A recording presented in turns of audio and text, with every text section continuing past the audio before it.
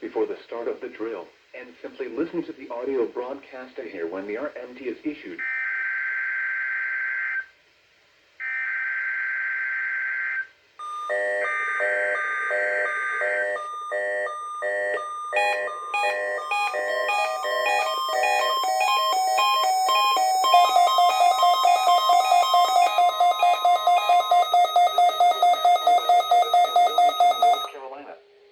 The preceding signal was a test of weather radio station WXJ-22's public warning system. During potentially dangerous weather situations, specially built receivers can be automatically activated by the signal to warn of the impending hazard.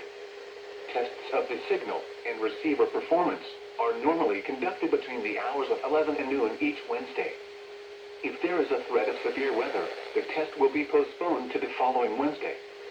To provide the most consistent and dependable warning service possible, the warning alarm will be activated for hazardous watches and warnings for the following counties in north-central South Carolina: Chesterfield, Clarendon, Darlington, Dillon, Florence, Kershaw, Lee, Marion, Marlborough, Sumter, and Williamsburg.